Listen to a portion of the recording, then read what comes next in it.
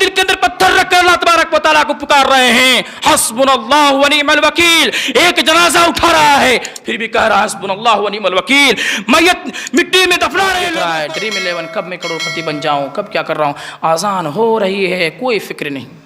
ایسے ایسے ہمارے معاشرے تبارک و تعالیٰ کے لیے اپنے اعمال کو کریں, کسی دوسرے کو دکھاوے کے لیے اگر آ رہے ہیں کعبے کی رب کی قسم یہ جمعہ کی نماز بھی آپ کے منہ پر مار دی جائے گی. آپ جو ہفتہ ایک نوٹ کر رہے ہیں فلاں جمعہ ہم نے نماز پڑھی, فلاں جمعہ ہم نے نماز پڑھی, آنے والے جمعہ کو ہم نے نماز پڑھی, اس کے بعد والے جمعہ ہم نماز پڑھی, پچھلے والے جمعہ کو ہم نے نماز پڑھی. جمعہ صرف لکھ کر رکھ رہے ہیں, نوٹس کر رہے ہیں, یہ کوئی کام آنے والی نہیں. یاد رکھیے میرے پیارے دوستو, سارے اعمال آپ کے سامنے کھول دی جائے گی اور آپ خود اپنے نظر سے دیکھیں گے. اس دن ایک بھی عمل آپ سے چھپ کرنا, ہم سے چھپ کرنا, دنیا کسی بھی چیزوں سے چھپ کر رہے گی میرے پیارے دوستو. وَوُزِّعَ الْكِتَابُ فَتَرَى الْمُجْرِمِينَ مُشْفِقِينَ مِمَّا فِيهِ يَقُولُ يَا وَيْلَتَنَا مَا لِهَٰذَا الْكِتَابِ لَا يُغَادِرُ صَغِيرَةً وَلَا كَبِيرَةً. اللہ تبارک و تعالیٰ کہہ رہا ہے کل قیامت کے دن انسان کے سامنے اس کی رجسٹر کو, اس کے نامہ اعمال کو کھول دیا جائے گا. پڑھو خود دیکھو کیا عمل کیو, کوئی عمل چھپنے والی نہیں ہے میرے پیارے دوستو. یہ دنیا میں آئے ہیں سوچ نہیں رہے ہیں. یہ جو فلسطین کے اندر اللہ الصمد ایک قسم کے عذاب سمجھیے یا پھر کیا اللہ تبارک و تعالیٰ کی آزمائش, جو سمجھیے میرے پیارے دوستو. لیکن اللہ تبارک و تعالیٰ کی طرف سے یہ چیز ہے, وہ لوگ برداشت کر رہے ہیں, وہ اپنے دل کے اندر پتھر رکھ کر اللہ تبارک و تعالیٰ کو پکار رہے ہیں حسبنا اللہ و نعم الوکیل. ایک جنازہ اٹھا رہا ہے پھر بھی کہہ رہا ہے حسبنا اللہ و نعم الوکیل. میت مٹی میں دفنا رہے ہیں, لوگوں کو مٹی میں دفنا رہے ہیں, لوگوں کو کفنا رہے ہیں, پھر بھی زبان کے اندر حسبنا اللہ و نعم الوکیل. ہمارے اندر اگر یہ اس طرح کے عذاب آتی تو ہم کیا کرتے ہیں؟ ہم بھی وہی کرتے ہیں. ہم تو اب تک نہیں جاگے ہیں میرے پیارے دوستو, اب تک نہیں جاگ پائے ہیں. اللہ الصمد ڈھیروں لاشیں پڑی ہوئی ہے میرے پیارے دوستو. دیکھیے تو صحیح, آپ ہر انسان اس سے بالکل واقف ہے, سب جانتا ہے. انسان دیکھ کر اس کی فوٹو اور اس کی ویڈیو کو دیکھ کر ہمیں رونا آتا ہے میرے پیارے دوستو. یہ اس طرح کے حالات آنے میں ہمارے اوپر دیر نہیں ہے. ہم اگر اپنے آپ کو نہیں سدھاریں گے تو اللہ تبارک و تعالیٰ بھی ہم سے ناراض ہو جائے گا اور ہمیں بھی اس طرح کے عذاب مبتلا کر سکتا ہے. اس لیے وقت آنے سے پہلے اپنے اعمال کا جائزہ کر لو, اپنے اعمال کو ٹٹولو, دیکھو پرکھو ہمارے اعمال کہاں تک صحیح ہو رہا ہے یا نہیں ہو رہا ہے. اللہ تبارک و تعالیٰ کے لیے ہم عمل کر رہے ہیں یا نہیں کر رہے ہیں. بتائیے میرے پیارے دوستو. کچھ لوگ, میں ہمیشہ کہتا ہے لوگ کہ مولوی صاحب نشے کے بارے میں تقریر کرتا ہے, نشہ کرتا نہیں اس لیے نشے کے بارے میں تقریر کرتا ہے. میں نشہ نہیں کرتا ہوں تو کیا ہوا, میں نہیں کرتا ہوں تو کیا ہوا. لوگوں کو اس بات سے دور بھی رکھنا چاہتا ہوں کہ اے مسلمانوں, اے نماز پڑھنے والے مسلم حضرات, اپنے آپ کو بھی اس عمل سے بچاؤ. یہ بری کار جو عمل ہے, برا کار عمل سے اپنے آپ کو بھی بچاؤ میرے پیارے دوستوں. میں چاہتا ہوں کہ لوگ میرے طرح بنے, میں چاہتا ہوں کہ برے عمل نہ کرے لوگ, میں چاہتا ہوں کہ بری چیز نہ کھائے. میں تو یہی چاہ رہا ہوں, نہیں کھا رہا ہوں اس لیے تو آگاہ کر رہا ہوں. منع کرتا, کیا ضرورت تھی مجھے منع کرنے کی, لیکن میں چاہتا ہوں کہ وہ انسان پاک باز رہے. شرابن طہورا سے اگر آپ چاہتے ہیں کہ ہم پیئیں گے قیامت کے دن, کل قیامت کے دن, تو آپ کو ان چھوٹی چھوٹی چیزوں سے بچنا ہوگا میرے پیارے دوستو. آپ کیا چاہتے ہیں؟ ایک انسان نماز پڑھنے کے لیے آ رہا ہے, گل کرتے آ رہا ہے.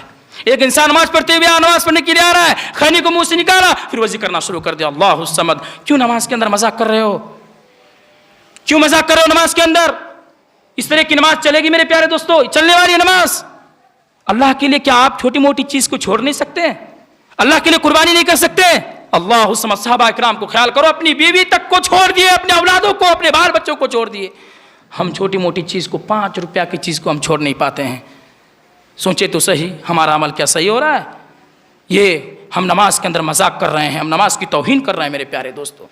اگر پڑھنا ہی نماز ہے تو خالص للہیت کے ساتھ پڑھنا ہوگا, ورنہ ایسی نماز کی کوئی قدر نہیں. انسان آج مشغول ہے خواب غفلت میں سوئے. مومنو جلدی سے اٹھ جاؤ.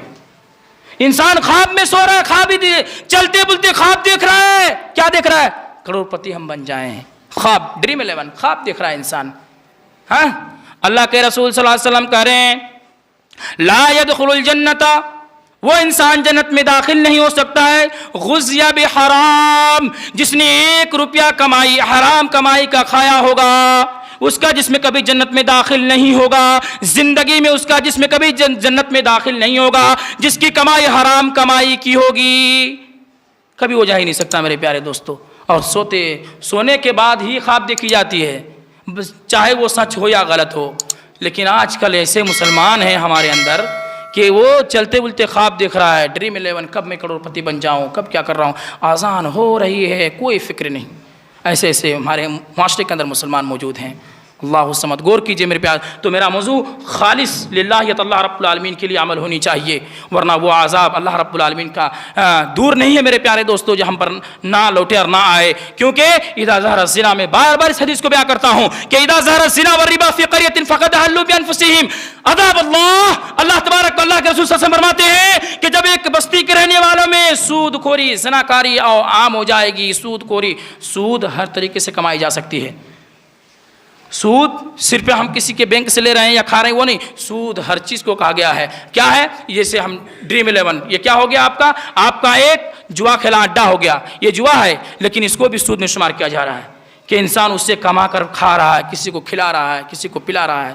تو گویا کہ جب بستی کے رہنے والوں میں زناکاری اور سود خوری عام ہو جائے فقد حلوا بانفسہم عذاب اللہ، تو اللہ تبارک و تعالیٰ کا عذاب اس پر ٹوٹ پڑتا ہے، مسلط ہو جاتا ہے. میرے پیارے دوستو، سوچنے کا مقام ہے، غور و فکر کرنے کی جگہ ہے.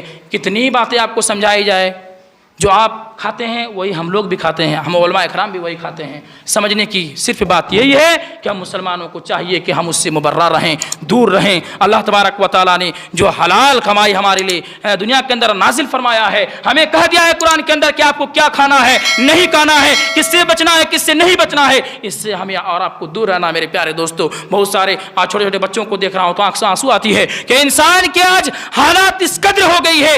اللہ الصمد.